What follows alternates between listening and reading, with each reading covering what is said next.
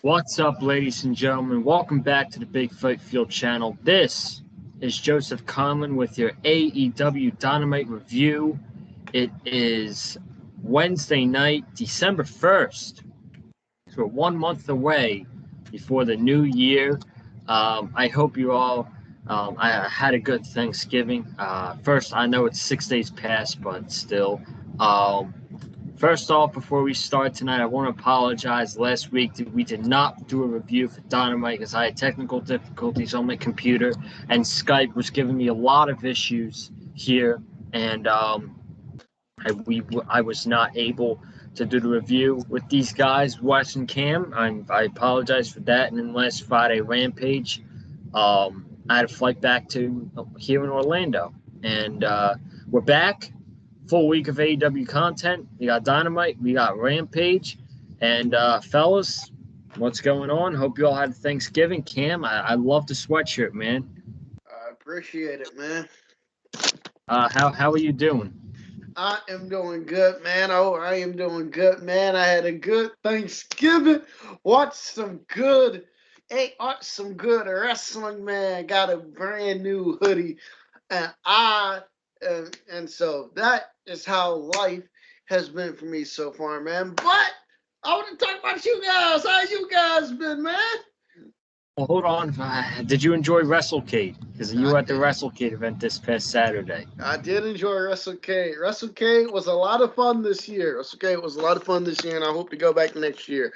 Only bad thing is I got tickets late, so I did not get to do any of the meet and greet stuff, which means, unfortunately, I was not able to get a picture with Quality Television Marshall. But if they come back next year, I will get my picture with Quality Television Marshall. I am saying it now. Hey, Agogo's back. Did you know that? Agogo's on Elevation this past week. Good to see the governor back on Dynamite. Good to see the governor back. I agree. It's good to see him back, and maybe the factory will get its push, and life goes on. Wes, how are you doing tonight, dude? I'm well, man. Insane episode of Dynamite tonight, especially that ending, which we'll get into later on, man. But it's great to be back. Hope everybody out there had a wonderful Thanksgiving. I myself had a really nice Thanksgiving. It was very casual this year for me and my family, and I got to be with one of my best friends too, and their family for the holidays as well. So that was a lot. That was really fun. But I hope all you out there stayed safe last week and had lots of fun. Ate plenty of great food. Did all that good stuff. And it's just great to be back talking to AEW once again, man. We're in the first month of December, final month of 2021, and we are in the final home stretch of what AEW has to offer all of us fans at the end of 2021, man. What a crazy year it has been with the return of fans and everything, man. AEW has just really come full swing with everything, man. I mean, the Forbidden Door, all this talent coming on in, man, and just changing the entire landscape of professional wrestling as we know it, man. I mean, and 2022 is only going to get crazier, man, with all the other, talent that's out there right now and their contracts, or their 90-day no-compete clauses coming up in 2022. It's going to be wild, man. And I'm looking forward to seeing what Winter is Coming is going to offer us and what this rest of this 2021 is going to give us as far as AEW goes. But, man, we're here to talk about December 1st tonight, live in Atlanta, Georgia, man. Crazy show tonight. Cannot wait to talk about it. Yeah, wrestling's usually dead in the month of December because it's like the last month before the new year. But with AEW, there's a lot going on. We're really, after tonight, there are 4 episodes of Dynamite left on TNT. So we're closing the book on the TNT era, and we're moving into what is known as the TBS era on January 5th. And it's really a new era for AEW, I think, to be perfectly honest with you. So it is very interesting. But as far as tonight goes, I thought tonight was a very good show. It was very fun. Nothing really special up until the main event. The main event was probably my favorite match of the night. So we will talk about everything that happened on tonight's show. Before we do that, just a couple of things. Number one, if you have not already, be sure to go ahead and check out the reaction video I did for the Carolina Panthers Miami Dolphins game this past Sunday. Very fun game. won 33-10. It was a great team effort, and we are 5-7. And then the second thing is, I gotta shout someone out real quick. Shout out to Jonathan. I know he knows exactly who he is. He texted me last night and he hooked me up. It's like, hey, I have an extra ticket to the AEW Dark tapings at Universal Studios on Friday. Would you want to go? I'm like, dude, absolutely, I want to go. I'm only going to the first session though, so I'll be there from 2 o'clock to 5. And then I got some stuff to do, and I'll watch Rampage on Friday. But shout out to Jonathan. He is amazing. I met him twice in Miami and Orlando at the Dynamite shows. He was in both of those vlogs, and I'm going to see him on Friday at Universal Studios at AEW Dark Tapings. I am excited. It's my first time going, and I had to give shout out to Jonathan, because he's a great guy for that. So, and of course, on Friday, I'll let you guys know how that experience went.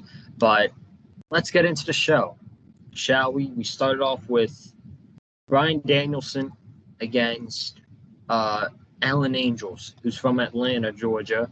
And they announced before the show that we're going to get Danielson versus Hangman Page at Winter's Coming in 2 weeks. Now, I think it was it last week or 2 weeks ago they announced Battle for the Belts? That was last week. Last week. Okay. So we haven't talked about this yet. We're getting Battle of the Belts January 8th in Charlotte, North Carolina. I mean, AEW just loves North Carolina. And thank you, Tony Khan. Keep bringing events on down here, Tony. Keep bringing events They don't love down here. Tennessee, though, apparently. They gotta come back to Tennessee at some point. I'm still waiting. They're announcing D.C., Cleveland. Give me Tennessee, whether it's Memphis or Nashville. Give me something. Come on. Tennessee's going to get dark, bro. I'm telling you. Get elevation. Good old elevation. Yeah. Paul White. Our favorite Paul White. Yeah. So I thought we were going to get this match at Battle of the Belts, but we're getting it at Winter's Coming, which I'm honestly surprised about, that it was this close. It's 2 weeks away. What are you guys' thoughts on that? Because I was a little shocked when I saw that tweet before Dynamite. I'm like, wow, like they're not gonna have Bryan run through the entire Dark Order. It's just 4 members. So, quick thoughts on this, and then we'll get into the match and the post match. We'll start with Wes. Yeah, I was a bit surprised by this too. I can't say I really don't mind it that much, but yeah, I did think that probably Battle of the Belts that was gonna be the ideal place to have that title match. But I guess they got something else planned for that with Hangman.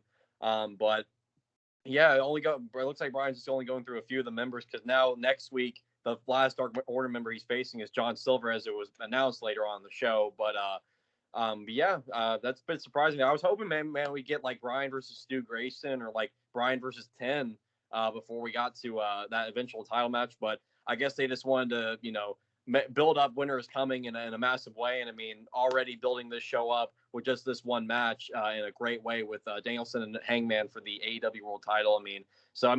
Just the fact that we're getting this match in general is just making me very, very happy. And I cannot wait to see these two guys just kick the crap out of each other when that match does happen in 2 weeks. But yeah, that was pretty surprising announcement there. But hey, I guess the sooner the better. Yeah, Cam. I'm not shocked that we're getting it at Winter's Coming. That's where I thought they would do. I thought that's where they would do the match at. If anything, I'm just mad because I really wanted it to be at Battle of the Belts for selfish reasons. For selfish reasons, I'd be there live, so I really wanted it to be at Battle of the Belts. But I'm not shocked that they're doing this match on Winter's Coming. Winter's Coming. I'm not shocked they're doing this match on Winter's Coming. This is on TNT, right? This isn't on TBS. Yes. Yeah. It'll be on TNT. Okay, well then talk about a way to end the TNT era with a bang by doing Hangman. No, by doing Hangman and Danielson. That's gonna end the TNT era with the bang, and it's gonna end 2021 with the bang. So I'm not really shocked at all that they're doing it at Winter is Coming, since Winter is Coming is like their big. Since Winter is Coming is really like their really last big show of the year. So yeah,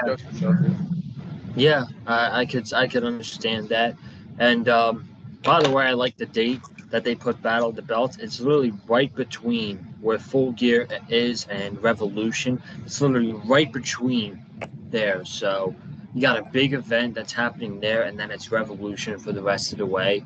And I like that a lot. And before we get into the show with Danielson and Alan Angels, there are a lot of news and rumors that came out of AEW. AEW and WWE, with a very interesting rumor that I saw today. We're going to save that for Friday's show. It's a lot to talk about. Big Swole and AEW have departed ways. We're going to talk about that on Friday. And also, WWE thinks that good old Tony Khan is buying tickets to fill up seats at Dynamite. Can't wait to get into that one on Friday. So, just a. Hey, Joseph, I'm sorry to interrupt, man, but you know what I would laugh at, man? You know what I would laugh at? I know you said we're going to get this on Friday, but you know what I would laugh at? 50 Cent, 50, if Tony Khan pulled the 50 Cent. 50 Cent and Ja Rule had a beef a couple years ago. So 50 Cent to beat Petty, he purchased the first few rows. He purchased the first few row of seats at a Ja Rule concert, so that way nobody could sit there. It's that way nobody could sit there. It's that way nobody could sit there because those tickets were all bought. I would laugh my ass off, man, if Tony Khan brought the first few rows of a WWE show just so nobody could sit there to make WWE look bad. To make WWE look bad. Damn, man, wow, ain't nobody pay front row tickets for your shit, man. I would laugh. Okay, I'm sorry. I really cannot wait to talk about that on Friday. I got a lot to say. I got a lot to say. So we're going to save it for Friday because we got a lot to say about tonight's show, starting with Bryan Danielson and Alan Angels. And Wes, why don't you talk about the match, and then I'll give my thoughts. Yeah, this was a really good opening match. I love the pop that Alan Angels got from his hometown crowd. That was probably the coolest moment in his entire career in AEW up to this point. So really happy for the guy.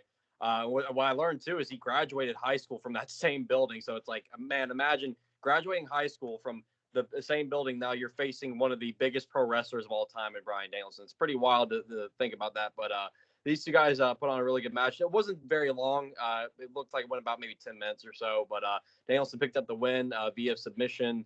And I wanted to say too, man, I love Bryan just taunting not only the Atlanta crowd, but taunting Hangman as Hangman was on commentary. And, it was told that Tony Khan announced before the show that Hangman can't touch Danielson. He can't come to blows with Danielson before their big title match. Otherwise, he'll get suspended. So I love that they added that because that leaves Bryan all the room in the world to just taunt the living shit out of Hangman and just really dig into him and just be like, hey, look, I'm beating the shit out of your friends and you can't do anything about it. And so this Bryan just really, hammering that home on Hangman was just a nice cherry on top of what he's been doing with his heel persona up to this point, man. I'm loving Bryan so much in this heel role, man. This guy knows how to work a crowd. He knows how to work in general as a wrestler, man. I mean, it's like Duke can be a baby face, the biggest baby face in the world 1 second. The next second, he can make a crowd just boo him entirely. I mean, this Atlanta crowd hated him too, man. I mean, Bryan knows what he's doing. He's one of the biggest experts in this game, man. He knows exactly what he is doing in and out of that ring on the microphone. He knows what to do, man. And I don't think this is a long-lasting heel thing. I think he's really just doing this for the match with Hangman. I think after everything is said and done with that title match, that I think Danielson might end up shaking hands with Hangman, but Danielson can honestly, I love that he can just go both ways. It doesn't really matter. Depending on who he's feuding with, he can just go both ways and it just works like that. It's not just it's just random and out of nowhere. It works. It organically works like that. I mean, that just goes to show you again how great of a worker Bryan is. So I thought this was a great way to open Dynamite tonight. And first off, very good match with Alan Angels. Got his spotlight in. And then Bryan kicked his head in, and he tore his MCL. Is what he said. So they had a very good match. I enjoyed it. Bryan won, of course. After the match, he gets on the microphone. He says, "Last week I kicked Colt Cabana's tooth out, and this week I sprained Alan Angel's MCL. And he said next week there's a Dark Order member from Long Island. And he then talks about Hangman Page in the match in 2 weeks. And then he says he's going to go kick his ass now. And John Silver comes out and he says, per Tony Khan tonight, you can't put your hands on him, but I can. So he goes down there, tries to fight Danielson, and he doesn't. And that match is happening next week. I'm really excited about that match. My boy John Silver is getting a big match in his hometown against Bryan Danielson. That's going to be a great match. But after the Hangman feud, I prefer Bryan a heel than I do a babyface. Yeah, he's that good as a heel, man. He is amazing. He could be a top heel in AEW, to be perfectly honest with you. And if he wanted to, I think it would work. So that's my opinion, but we'll see what happens. We'll go to Cam, and then we'll get into the next match. This is ROH. Daniel Bryan, what we seeing right here. This is ROH 2006 American Dragon. Heel Daniel Bryan, heel Bryan Danielson, excuse me, that we are seeing right here, and I absolutely love it, and I absolutely love it, and I absolutely love it. I thought this was a really good match here to open up, but I'm with you, Wes. I don't think Danielson is a heel. You know, is going to be a heel for the foreseeable future. I just think he's doing it for the Hangman. I just think he's doing it for the Hangman match, and I really do like the storyline of him running through members of the Dark Order. And I can't help but think that this would have been John Moxley in this spot here, because remember, John Moxley beat 10 in the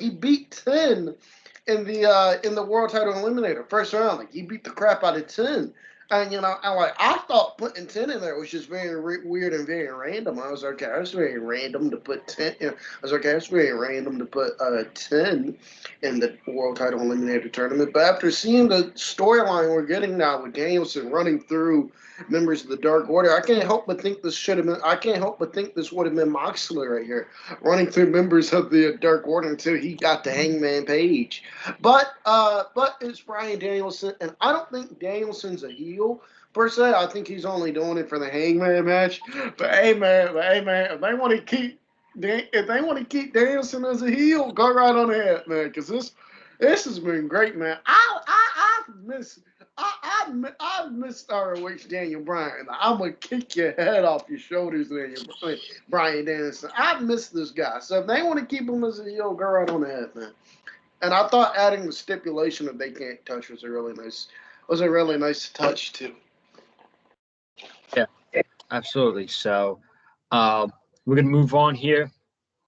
We had Lee Moriarty got a big opportunity against CM Punk, and the CM Punk gave this kid his best match of his career, I thought. They had a very good back and forth match. It was a really good match. Lee I think he even hit his finisher on CM Punk, and Punk kicked out.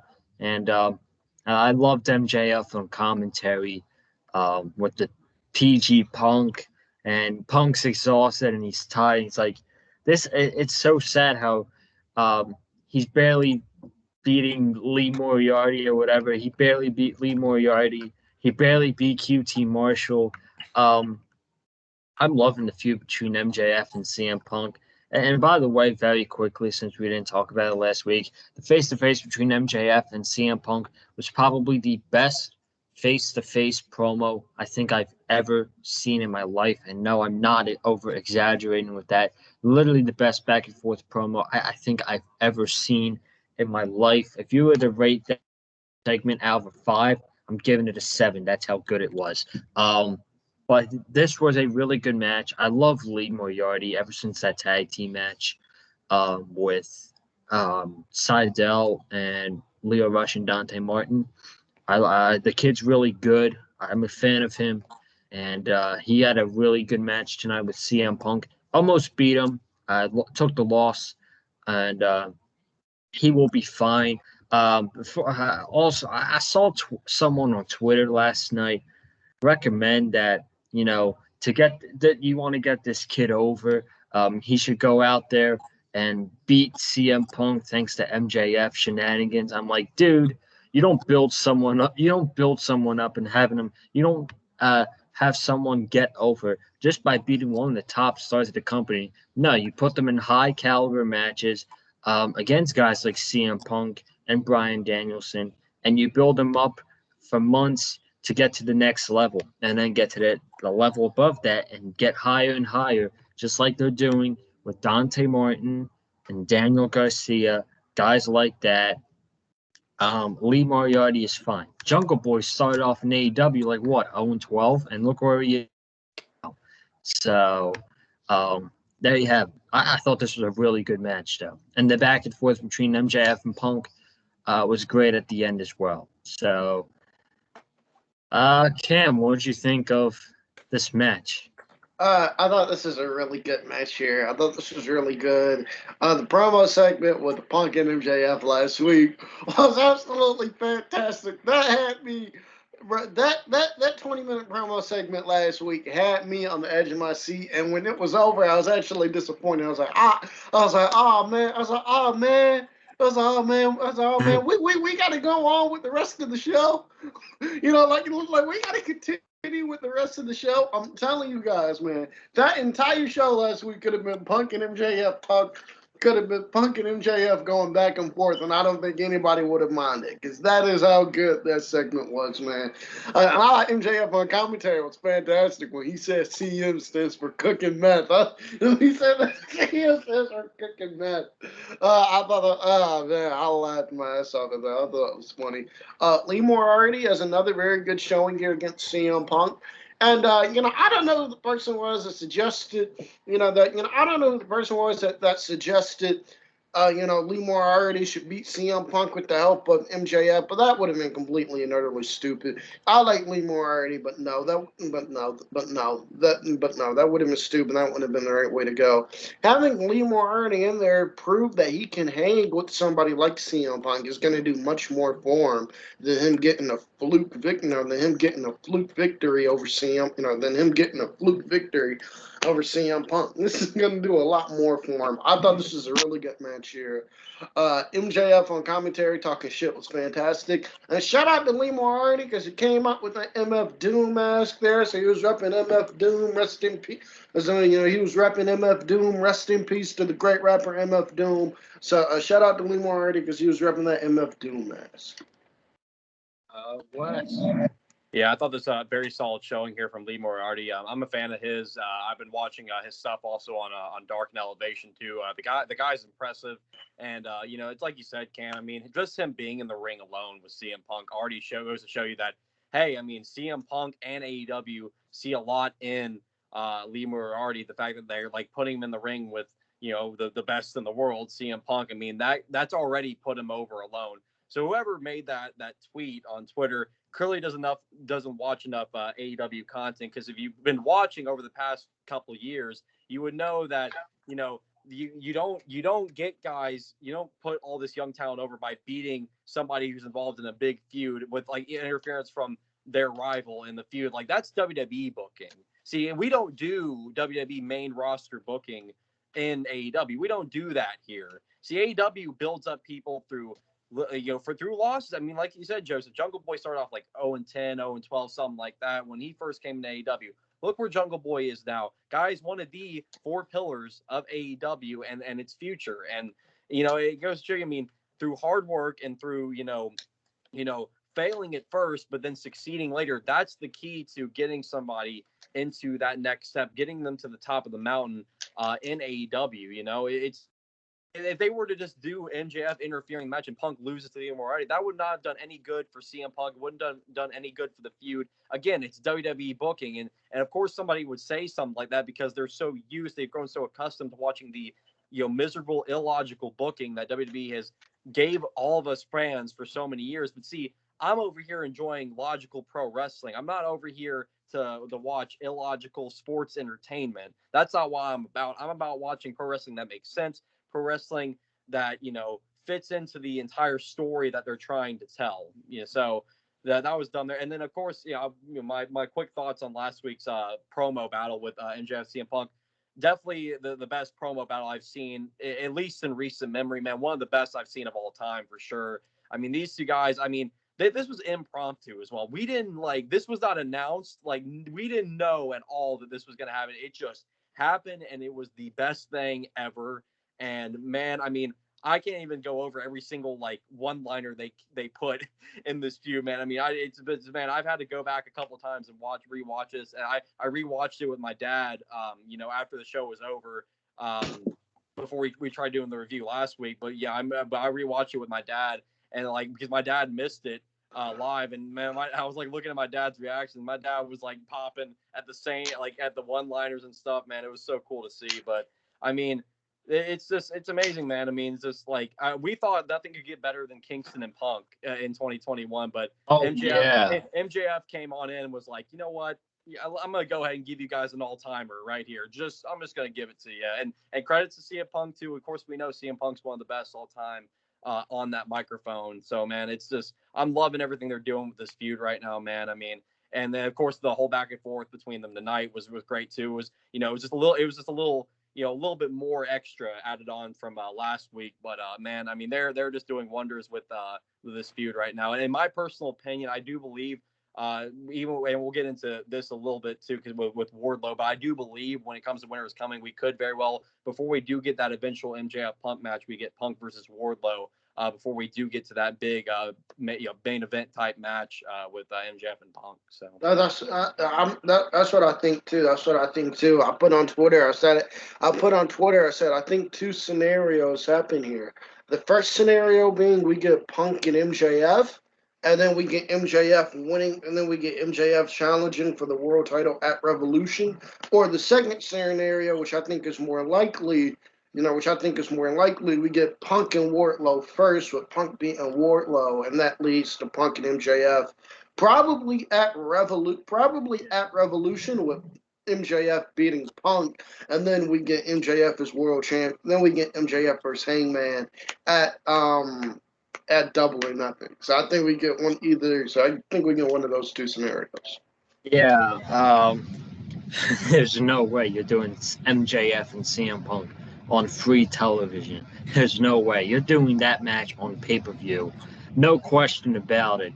I can also see Shawn Spears being in this as well. Maybe get a CM Punk Shawn Spears match, a CM Punk Wardlow match, and then we get into CM Punk, the big match, CM Punk and MJF at Revolution. And one more thing about the segment last week as well. You know how you could tell this segment was an absolute home run, grand slam hit. It got over 2 million views on YouTube. It got 2.6 million views because I'm on it right now. And for 2 days, it was trending number 3 on YouTube. So you could tell that it caught people's eye, and it was trending for a few days on YouTube. So you could also tell this was a hit because this was on Bleacher Report, and you don't usually see a lot of wrestling posts on Bleacher Report. Exactly. So, good on AEW getting this buzz. This is probably the best. I don't know. It's probably the best back and forth segment I've ever seen as a wrestling fan. And next to the pipe bomb from CM Punk. So CM Punk's involved with 2 of my favorite talking segments ever. So there you have it. So we're going to move on here. We have Adam Cole coming out, did his entrance. I'm like, all right, this is pretty much a time killer before the next match. You're just having Adam Cole come out to cheap pop, Adam Cole baby, and all that stuff. He talks to Shivani on the headset. He says it's not good to see you and whatever stuff. So, and then we have Orange Cassidy coming out. Orange Cassidy came out. And I'm like, oh, okay, this is turning into a segment, I guess. And Orange Cassidy's looking right at Adam Cole and staring at Adam Cole. Adam Cole gets out of the commentary seat. The Young Bucks sneak behind Orange Cassidy, and Orange Cassidy turns right at the Young Bucks He does the shin kicks to the Young Bucks. Then he takes a low blow from Adam Cole, and the Young Bucks mock Orange Cassidy with the slow super kicks to the chest. Then they actually super kick Orange Cassidy in the face, and we get the Elite going for the BTE trigger. Chuck Taylor and Willa Yuta come out with the steel chairs, and yeah, that's the segment. I will say this about the segment. I guess this is the start of the new feud because I saw some highlights of Cole and Fish against Orange Cassidy and Yuta, but the first thing I thought in my mind when I saw this segment tonight was this is a much better feud for Orange Cassidy than feuding with the HFO. I will take this 10 times out of 10. Look at Wes's face. Then having him feud with HFO. I mean, he's in there with Adam Cole and the Young Bucks, who are entertaining as hell. No offense to Matt Hardy. I love Matt Hardy, but the HFO's just not it. It's not. So having best friends in Orange Cassidy feud with the Adam Cole and the Young Bucks, I'm giving that a double thumbs up. There's a lot of matches you can get out of this 6-man tag probably, and of course the one that stands out is a match between Orange Cassidy and Adam Cole sometime down the line. And yeah, I think I could get into a feud between the Super Click and the Best Friends. So I'm already into this.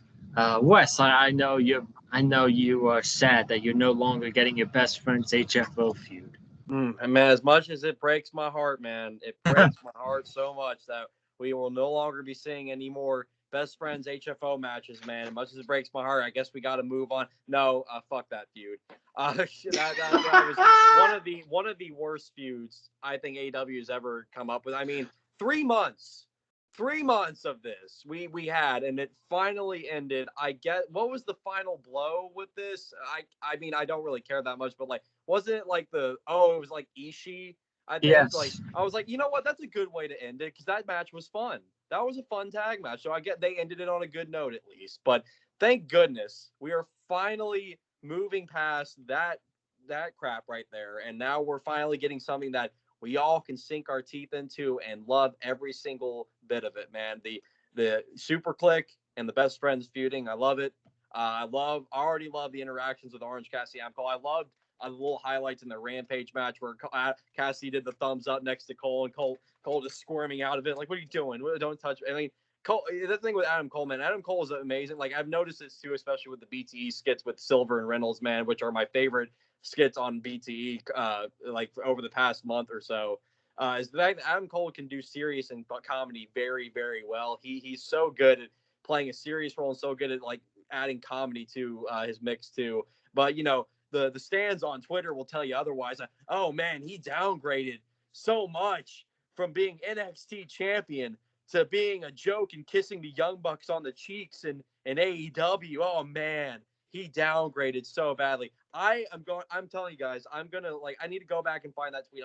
I'm gonna screenshot it. And the day Adam Cole becomes AEW World Champion, I'm gonna quote tweet it with a picture of Adam Cole holding that AEW World title high above his shoulders. And I'm gonna laugh my ass off because once again, the stupid stands on Twitter continue to prove my point that they are the dumbest human beings alive in this entire world. But I'm very much looking forward to this feud. I'm definitely looking forward to an eventual Adam Cole Orange Cassidy match. That match is going to have so many elements to that match. Comedy, great wrestling. It's going to be an awesome eventual matchup. But if we're getting a 6-man tag as well with Super Click and the Best Friends, I mean, sign me up for it. Again, man, I'm just so happy we're past HFO now. It's like we don't got to talk about that anymore. Thank the Lord, we're actually getting Orange Cassidy and something that actually means a whole lot more. So, yeah, Cam. Hey man, no disrespect to the Best Friends, no disrespect to Chucky T, no disrespect to Chucky T and Warlow Yuta. They're some great people. They're my dudes, aren't they? No disrespect to them. I need this feud to end. If we get that tag match, I need Ishii to come on back to the U.S. and help out his buddy OC, bro. No disrespect to my dudes. No disrespect to y'all at all. Y'all my dudes, man. Y'all hold it down. But I need, but y'all got to bring in the big guns to that, man. To deal with Adam Cole, y'all got to bring it, and the Young Bucks, y'all got to bring in the big guns, man. Y'all need Ishii to come in. Y'all need Ishii to come in and beat the piss out of all of them, man. I'm telling you, man. If you want this feud to go your way, and you don't want Adam Cole to message you again, you need Ishii to come in and you need Ishii to come in and just beat the piss out of all three of them. But I thought this was a really good segment here. I laughed when Adam Cole came out. Adam Cole came out, did his entrance, and went right back to the commentary table, bro. Adam Cole was just flexing how over he is, bro. He was just putting it out there. He was just flexing how over he is. And this is Wesley, this is a hell of a downgrade, man. This is a hell of a downgrade. From NXT champion to being on Dynamite, doing your entrance, being so over, man. This is a hell of a downgrade right here, man. But the thing that shocked me about this segment here is when the Bucks went to Superkick Orange Cassidy, I thought Orange Cassidy was gonna duck and the Bucks would Superkick Adam Cole.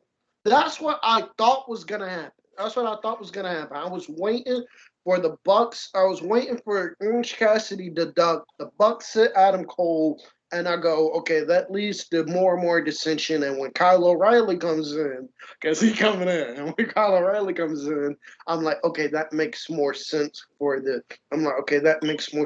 Cole to go, fuck these guys and get my own group. But they surprisingly didn't do that. I thought this segment was fun. And hey, Adam Cole and Orange Cassidy, sign me up, man. Anything is better than feuding with the fucking Hardy family office. That feud felt like it went on for 3,000 years. I hated that feud with a passion, bro. So they're upgrading Orange Cassidy to feuding with Adam Cole and Super Click. This is great news, man. This is great. And this is great news, man. This is great. The only thing is, when do they do the match? Do they do it in 2 weeks at Winter is Coming, or do they do it at that Battle of the Belt show? I don't know. But either way. Well, here's the thing. Like I said it before, I could see a mixture of matches. Like I could see Yuta against Cole. I could see Chuck Taylor against Cole. Orange Cassidy against Bobby Fish. You could throw Bobby Fish in a feud. The 6-man tag, like I mentioned. I don't know if they're going to drag Orange Cassidy and Adam Cole all the way out until Revolution, but I would be perfectly fine if that match is on TV. But there's a lot you can get out of this feud. I think this would be a very fun feud. It's something more meaningful to Orange Cassidy to be in, and it gives something for Adam Cole and the Young Bucks to be in as well. So overall, I like this. So, it's a very fun discussion about the new feud, but we're going to move on. We had a Warlow squash match. I don't really know what that was all about, but it was like 2 minutes. He kept powerbombing the poor guy. He won. So, do you guys have any thoughts on this match? Well, I think, it's like what Cameron and I were discussing too, is I think it's probably to build up Wardlow for an eventual match with Punk that will probably happen at Winter is Coming, because Wardlow also came out earlier in the night and was like, standing in front of MJF, protecting him, and MJF, taunting behind him, like, he's like, yeah, what are you going to do now? PG Punk, what are you going to do now? PG Punk. And so I think that's probably what that was for, just to make Wardlow look good ahead of, a possible big match with CM Punk in a couple weeks. So. Same thing that Wes said. I think it was just made. Same thing that Wes said. I think it was just made to make to help build Warlow up for that match with CM Punk. Because the match with Punk is coming. The Punk match is coming, folks. Warlow's got a kick to his face coming to him, courtesy of CM Punk. Alrighty, we had a battle of 2 undefeated tag teams. We had the Boring Ass Gun Club against the Ass Sting. Boys. The Ass Boys themselves. Shout out to Danhausen. Yes. Had the Gun Club against Sting and Darby Allin First things first, shout out to Sting and Darby Allin. That face paint tonight was freaking sick. It actually made them look scary, to be perfectly honest with you. You know, it made it look timid a little bit, and that's what I like. Um, but about the match, the match was fun. Nothing really over the top, crazy about it. Um, Sting looked good. Sting, he got the win, right? Yeah, he did. Yeah. Okay. All right. So Sting got the win. Darby Allin was taking the beating. Sting got the hot tag. Um, did y'all? When did Darby Allin start bleeding? Was it when he did a suicide dive on the Austin? I'm not even sure. I just all of a sudden they got back from commercial. I just see the top of his head's bleeding. I'm like, how'd that happen? So I'm not really sure. It could have been off a suicide dive. I'm not sure. I mean, maybe he got thrown into something and his head just got scratched. But yeah, that was a pretty nasty laceration there. So it seemed like he was fine for the rest of the match, but hopefully it's nothing too deep on his skull. So I don't know, but that he's an absolute maniac, man. Having the big blood mark on his head, he's throwing himself around, dive onto Austin Gunn. He looked to be in a basketball after that one, and then he went to the bottom rope on that one, and then he goes to suicide dive. Billy Gunn, and yeah, remember when he bounced off of Miro? He did the same thing to Billy Gunn here. He literally bounced off of Billy Gunn after the suicide dive, and that looked awesome. Sting hit the Scorpion Death Drop onto Colton Gunn, and Sting and Darby Allin win in a fun tag team match. It's really all I gotta say. It was a fun tag team match, but at the end of the day, it doesn't really mean much besides the Gun Club getting its first loss. So we'll hand it over to Mr. Johnson, and then we'll finish it off with Wes. This is a damn shame, man. The fact that the Gun Club finally suffered their first loss, man. It ain't nobody, and they ain't getting not one tag team title shot, bro. They ain't get one tag team title match, bro. They went undefeated. Felt like I don't know how long they've been undefeated for, by the way. I think were they undefeated all of this year? I don't watch Dark. I think so. I don't know. Okay, that's a shame, bro. They went undefeated for a whole year and still didn't get one tag team title match, man. But they get Sting and Darby Allin. That is a damn shame. A damn shame. Respect the Gun Club, man. Respect the Gun Club, man. And I'm gonna continue this campaign until the Gun Club get their tag team title match. Damn it. Just don't do that battle with the belts, because I don't want to see that match with the belts. Just don't do it there. Just don't do it there. But in all seriousness, though, I thought this match was fine. I thought this match, this was the match I had the least amount of interest in going into the show. I just do not care about the Gun Club at all, and I was like, this is really the best they have for Sting and Darby Allin. I don't know where Sting and Darby Allin go from here. I don't know where Sting and Darby Allin go from here. I hope this feud does not continue. I hope this feud doesn't continue. I don't know where Sting and Darby go from here, but I thought this match was good, and thankfully Sting got the win. A quick Sting fact: the last time Sting wrestled in this building was when he beat Kurt Angle for the TNA title at BFG 2007. So there you go. Wes.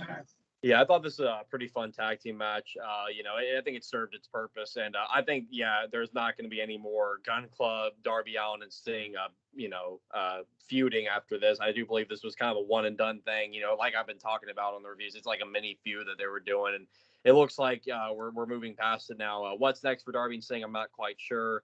But yeah, I'm with you, Joseph, with the face paint. I thought the face paint looked badass tonight. I thought that was super cool. I think that was the first time I've ever even seen Darby's like full face covered in paint. So that was really cool.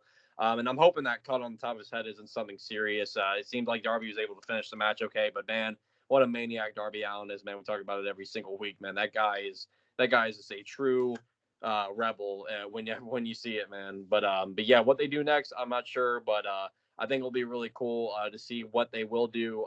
And they're seem to be pushing them quite a bit as a tag team too. So maybe we see them move up in the tag team rankings a little bit. Who knows? Maybe we'll see them in the top 5 at some point here. I'm sure with this loss to the Gun Club, that's bumped them right out of the top 5 in the tag team rankings. So we shall see where that goes. But yeah, it served its purpose, like I said, and it was a pretty fun tag team match overall. So. All right. So after this, we had a little short segment with Team Taz and Leo Rush. Taz was saying next week in the Dynamite Diamond Ring Battle Royal, which is happening next week, that all 3 members of his team is going to be in it. And last week, Dante Martin signed a contract to be in Team Taz. Now, I've been saying, I said it on Twitter. I told Cam. I told both of you guys, I think. I don't think this is going to be a long-term thing. I think this is going to end up being a swerve. Dante is going to portray Team Taz and go back with Leo Rush.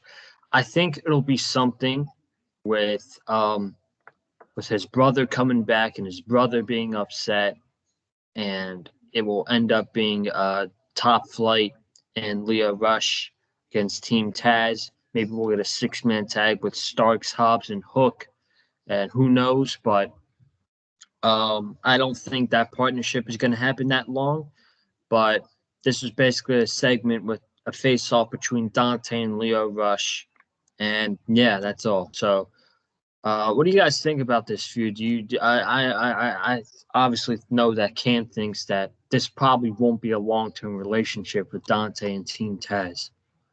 So go ahead, Cam. Yeah, I'm in agreement with you. I'm in agreement with you. What I think happens, what I think is more likely is, as we saw last week, Dante Martin signed the contract to join Team Taz. But I don't think Dante Martin signed the contract to join Team Taz. I think him and Leo Rush, and I think him and Leo Rush are pulling the, I think him and Leo Rush are in cahoots, and it's going to be revealed. If not next week, then and it's going to be revealed. If not next week, then in a couple weeks, that the contract that we signed, it wasn't for me to join Team Taz. The contract I signed was for a match team. It's gonna be Leo and myself taking on you guys. That's the actual contract I signed. I don't give a shit about Team Taz. That's what I think is more likely to happen here. Because that is what I think is more likely to happen here. Because I would be shocked if they turned Dante Martin heel just to put him with Team Taz. Like, no disrespect to Team Taz. If he's with Team Taz, it could be a really good thing for him. But I would be shocked if they actually go through with this. I don't think Dante Martin's in Team Taz is a bit. I think him and Leo Rush are pulling. I think him and Leo Rush are pulling the. I think they're setting Team Taz up. Wes? Yeah, I agree with you guys. I don't think this is a full-fledged heel turn for Dante Martin. I do believe that this is going to end up being a big swerve, and we end up getting a tag match of some sort or a 6-man tag whenever if Darius is due back at some point here pretty soon. But yeah, I don't believe that Dante is like fully with Team Taz. I do believe this is going to be a swerve, and it could very well happen next week in the Dynamite Battle Royal, the Dynamite Diamond Ring Battle Royal. So we'll see how it plays out. But I mean, hey, I'm not against it all. A Team Taz, versus Leo Rush, Dante Martin tag team match. That's for sure, man. I mean, I think that would be a really fun match to put on a show and to get the crowd going. I mean, the crowd's already super high on Dante Martin and Leo Rush, and Powerhouse Hobbs has really done a great job of getting himself pretty over. Ricky Starks is great. He's as charismatic as ever, and so I think you'll that's what we're going to eventually get, and it should be a lot of fun when it does happen. Yeah, I'm with Cam. I would be shocked if this is a full heel turn for Dante Martin, just for him to turn, just for him to be on Team Taz. So this could all go down next week in the Battle Royal. So let's see what happens. But we had the semifinals of the TBS Championship Tournament. Chris Statlander against Ruby Soho. This was a great match. All these two ladies went out there, had themselves a really great match. Ruby Soho barely got the win over Chris Statlander. There's people on Twitter saying this was the best match of the tournament so far. I wouldn't say that personally. I'm still going with Serena Deeb and Thunder Rosa. They just tore the house. They literally tore the house down. And when they had their match, um, this match was a great match. I would say it was third. I thought last week's match between Jamie Hayter and Thunder Rosa was awesome. I loved the ending to that match last week. It's splitting a tease for an eventual breakup, I think. But um, these two ladies had a great match. Chris Statlander took the loss.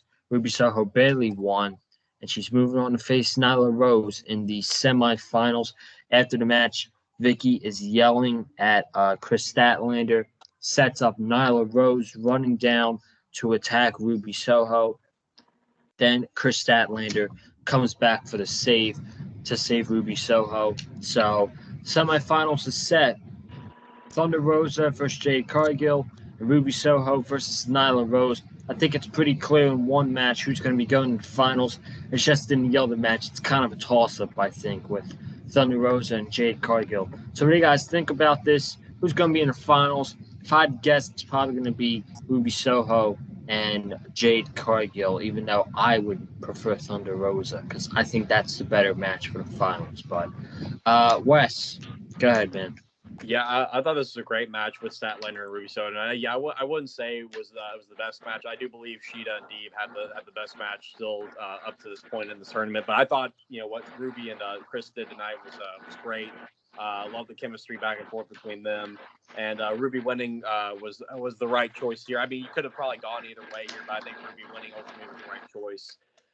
And yeah, as far as the finals go, I think it's most likely we're going to get Jade Cargill and Ruby Soho. But even though, I'm with you, Joseph, I think overall the better match would be Thunder Rosa and Ruby Soho. So whichever one they do, it's a toss up. We'll see what happens. But ultimately, I do believe that it's going to be Jade and Ruby in the finals. But I mentioned this on Twitter tonight. Ruby Soho should definitely be the first ever TBS champion. Jade Cargill's is not ready yet. We've been talking about it over numerous weeks here on the podcast and stuff. I mean, Jade just isn't ready yet. One day she will be, and I've been saying she's definitely going to be a future women's champion in this company, but I just don't believe her time is now. I do believe Ruby Soho should definitely get the win in this entire tournament when it's all said and done. Mr. Johnson. I'm in agreement with you guys, man. I think Ruby Soho. First off, I thought this match was a certified hood classic. I thought this was a certified hood classic here. First off, second, I do think Ruby Soho was going to the finals. I think it's going to be Ruby Soho and what's her name? I think it's going to be Ruby Soho and Jade Cargill in the finals.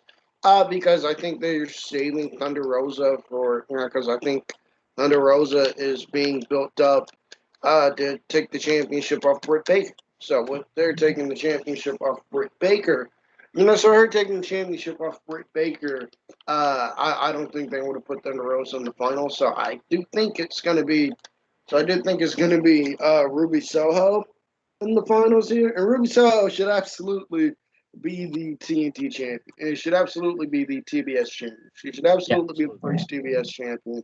Because Jade Cargill ain't ready. She ain't ready for that spot. And Nyla Rose. Do y'all want to see Nyla Rose as TBS champion? No, I'm not interested. No. Yeah, I'm not interested either. So I think Ruby Soho has to be the first TBS champion. I mean, it's not like I hate Nyla Rose. Like, she's fine, but I'm not interested in her being the first TBS champion. You have Ruby Soho right there in front of you, and she's got to win that title. Would you guys be mad if Jade Cargill's the first champion?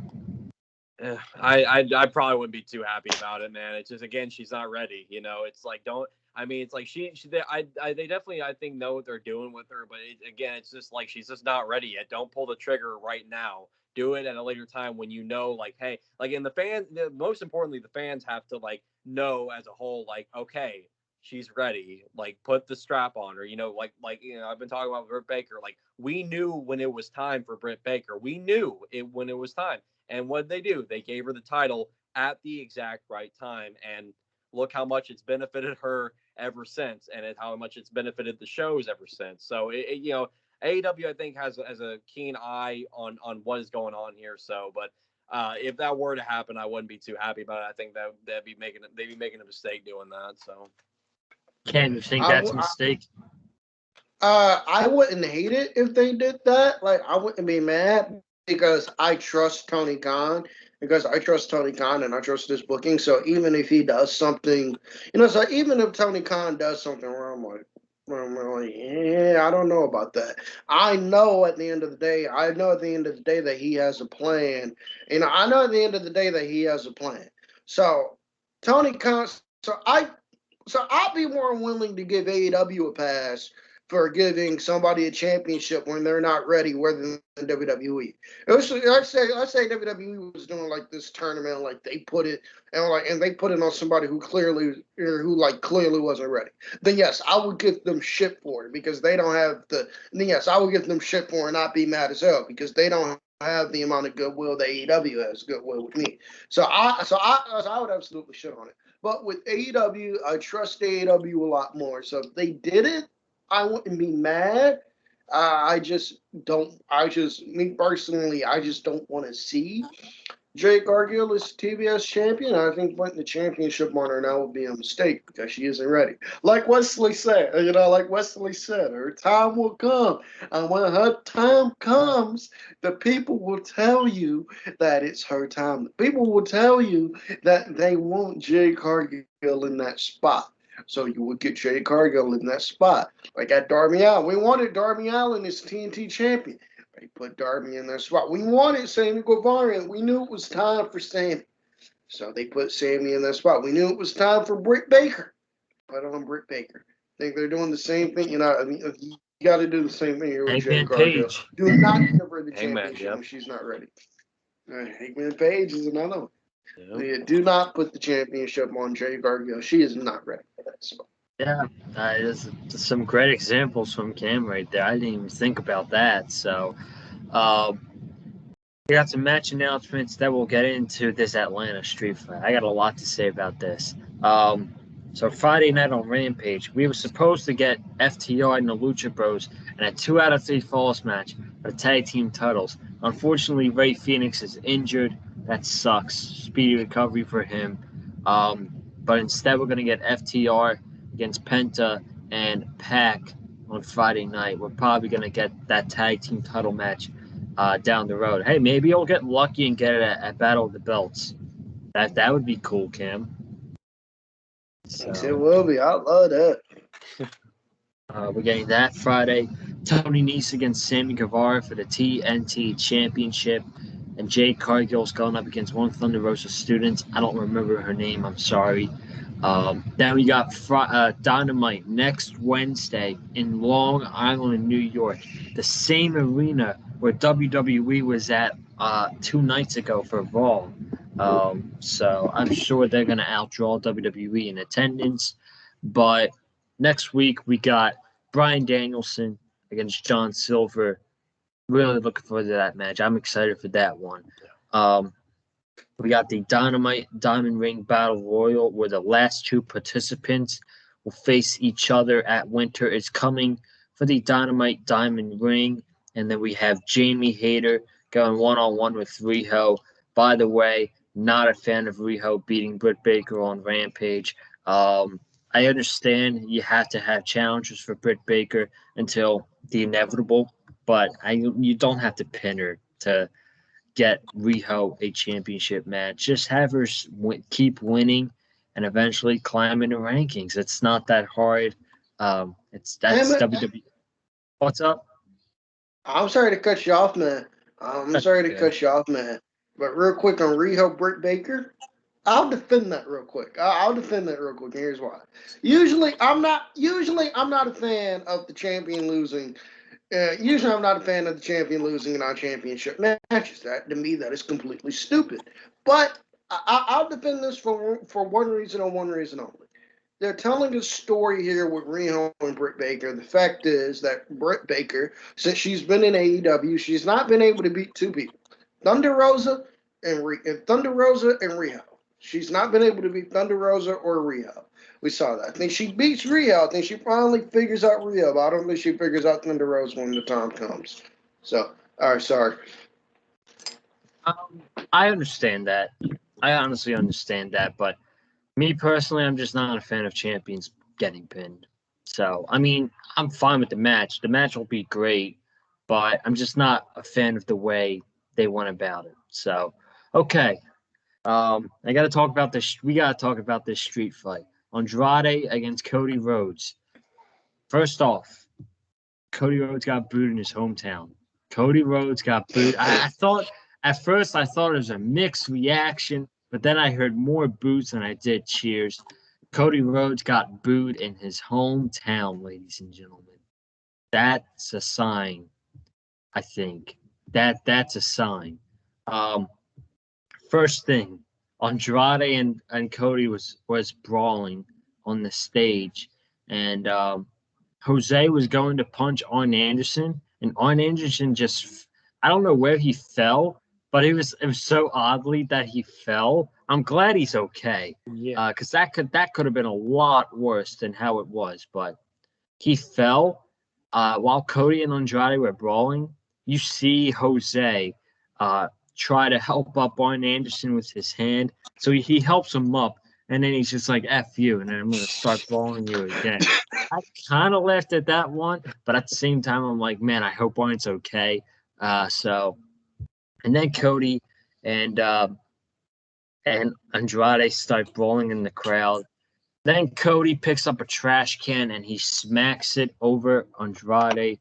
And then after that spot, we see Taz says like there's feathers from trash cans in the arena. I'm like, bro, who's gonna have feathers on?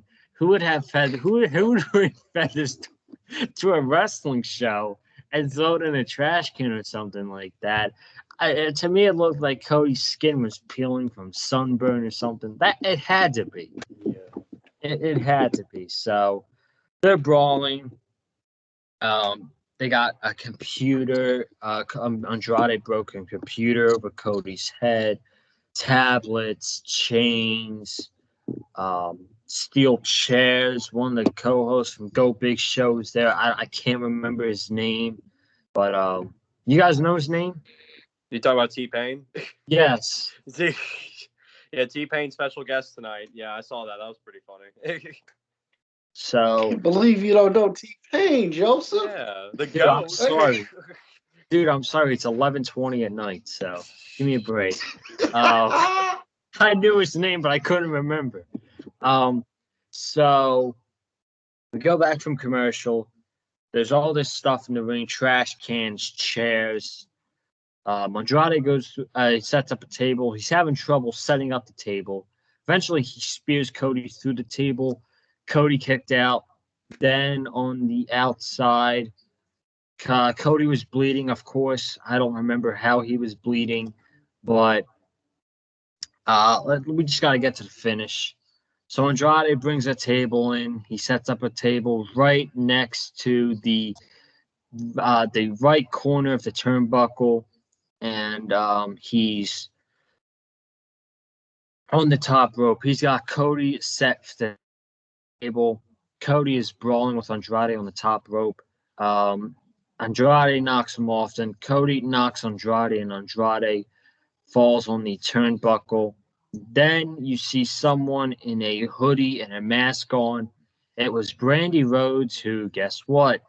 She got booed, and she has gasoline. And when I saw the gasoline, I'm like, oh shit, is this really gonna happen? And yeah, it happened. So she poured gasoline on the table. She has a match. She lit the table up. The table is exploding with fire, and Cody Rhodes does a reverse like a reverse suplex or something like that to Andrade, even though Andrade refused to hit the fire on the table. None of the fire hit Andrade, besides maybe a little spark or two in his hair. It was all Cody Rhodes who went through the fire. His pants was on fire. His back was on fire. They had to bring the fire extinguisher in after the match, and a flaming Cody Rhodes was able to pin Andrade to win what was a fun street fight, a great street fight with a very memorable, once again, another very memorable Cody Rhodes moment in Atlanta. So this man was booed during the match, and he put himself through a flaming table just to get himself cheered. You gotta respect the. I know people boo Cody Rhodes. I boo him. I booed him. I booed him in Orlando, with everybody else. Yeah, I mean, you just gotta respect the man's passion, in my opinion. Literally putting himself on fire to get a good reaction from the crowd. I really enjoyed this main event. I'm not even upset that Cody won, to be honest, because let's be honest, y'all. You had to know going into this Cody was gonna win. He already he lost to Andrade a couple weeks ago. He is wrestling in his hometown in an Atlanta street fight. Like, he wasn't gonna get. He was just not gonna go into this match and lose. He wasn't. So he won. Good for him. That was a really great main event, though. I enjoyed the hell out of it. Wes, I gotta get your thoughts on the main event. Then we'll end it off with Cam. Yeah, absolutely wild main event, man. Chaotic in every sense of the word. It just, kept getting crazier and crazier as the match went on.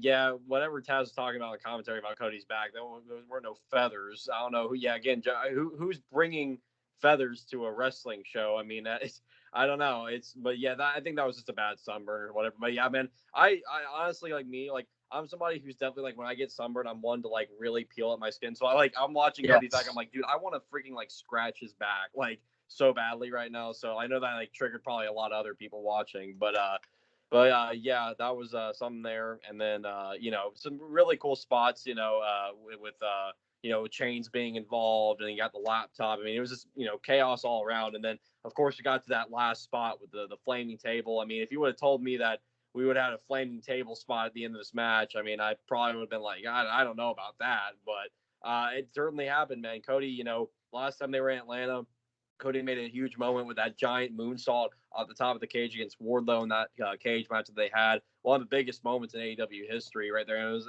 right before Revolution, too. And here we are again with Atlanta. Cody making another memorable moment by, putting himself and Andrade, just at least a little bit of Andrade, through a flaming table. Man, what a crazy spot, man. I mean, whether you love Cody or you hate the guy, man, you gotta give him props for that, man. I mean, you seriously can't look at Cody and be like, hey, man, yeah, this guy still like super sucks. Like, no, I mean, this guy really wants to get like the biggest reactions, like if he's doing stuff like this crazy. And then also I wanted to point out too, that golden shovel spot.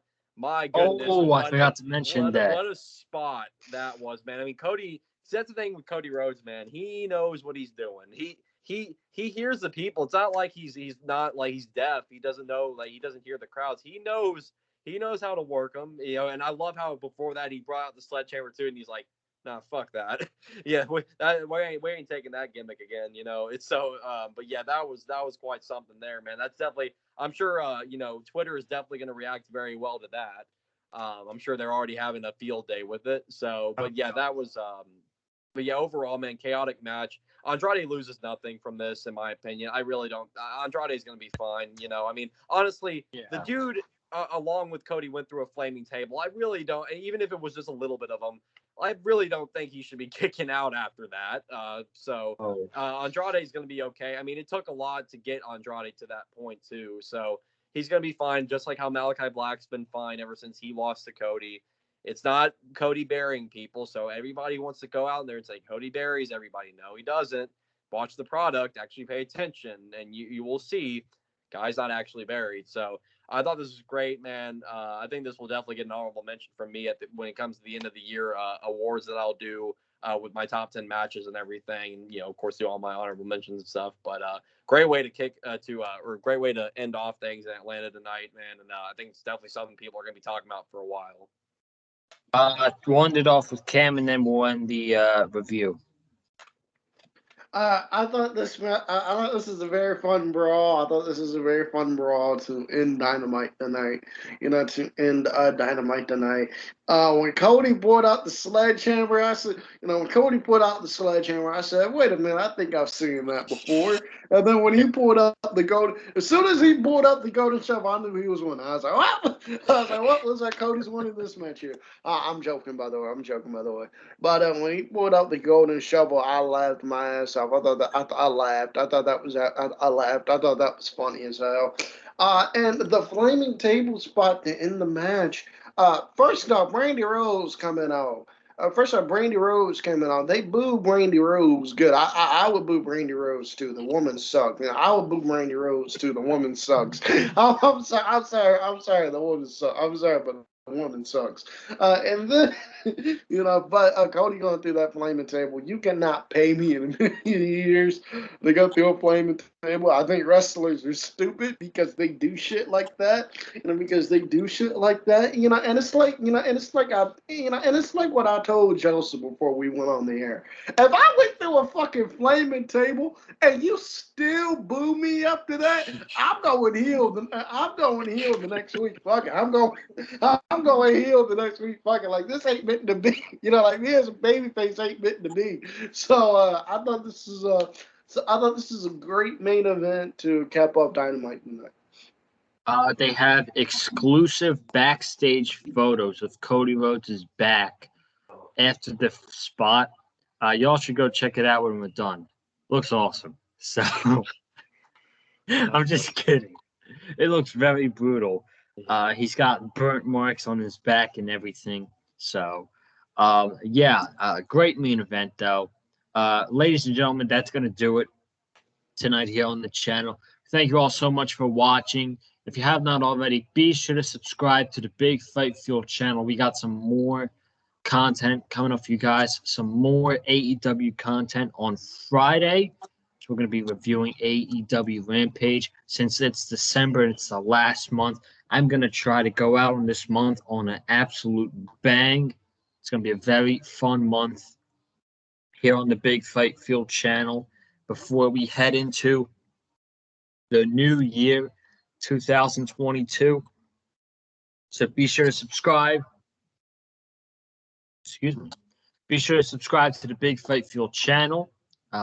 Comment down below your thoughts about tonight's episode of AEW Dynamite. Hit the like button if you like what you heard from me, Cameron Johnson, and Wesley Williams on the review tonight. Follow me on Twitter and Instagram as well at Conlon_Joseph. Follow me on Twitter to see me talk about AEW and Miami Dolphins football. Cam, where can they follow you on your socials?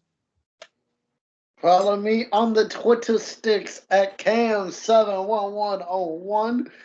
Follow me on the Twitter sticks at Cam71101. And that should do it. Also, make sure you subscribe to the CNA podcast, available on all platforms. It is the end, since the end of 2021 is coming to an end. You guys are definitely gonna want to subscribe to the CNE podcast, because you guys are definitely going to subscribe to the CNE podcast on all platforms, because our annual prediction show we call Cap or No Cap is coming up, and we're going to look at all the things we got wrong in the year 2021. And Escobar, you owe me some money for all the shit that you got wrong. You owe me some money, but I owe you some money too. It's okay. And I owe you some money too. It's okay. And then we're going to predict what we think is going to happen in the world of wrestling in 2022. So in 2022, and if you saw my Twitter today, you would know what the big spoiler for what I have on that is. And it involves a certain man who is rumored to be coming to AEW when his contract expires. So If that interests you, make sure you subscribe to the CNA podcast, available on all platforms. Wes? You already know. Follow me on Twitter at big_Wes18. That is BIG_WES18. I talk AEW Dynamite every single Wednesday night on Twitter, and of course on here on the Big Fight Field channel. And I always talk AEW Rampage every single Friday night on Twitter, and of course on here on the Big Fight Field YouTube channel. I'm also on Twitch at Wesley Williams 5, twitch.tv/Wesley Williams 5 to be exact. I haven't Twitched in a little bit. I'm trying to get back into the groove again. I've just been I've been working a lot, been feeling kind of lazy too, but I'm going to try to get back into playing more Bully pretty soon here. I'm going to try to fit in a stream for this week at some point. I'll keep everybody updated. Just follow me on Twitter at big_Wes18 again to hear about any updates as far as my Twitch streaming goes. But of course, also be following me on Twitch at twitch.tv/WesleyWilliams5 for all the updates there, and turn on the notifications. That way you are aware of when I will be going live. But I do plan on streaming more Bully in the near future. Just got to figure out a right date for it. But folks, thank you so much for tuning in. Make sure, again, like Joseph said, like, comment, subscribe, do all that good stuff. We are back talking AEW content, man. We are finishing off 2021 on a hot note here. Can't wait to see what AEW has to offer us for the rest of the 2021 year here on this last month. So, Joseph, let's send us on home. Ladies and gentlemen, I will see you tomorrow for the preview of the Giants-Dolphins game on Sunday. I usually do it on Friday, but I'm going to do it on Thursday this week because I'm going to be spending the day at Universal Studios on Friday. Then we will be back in 2 nights to talk about Rampage here on the channel. So you guys have a good night. Stay safe. And as always, man, stay classy.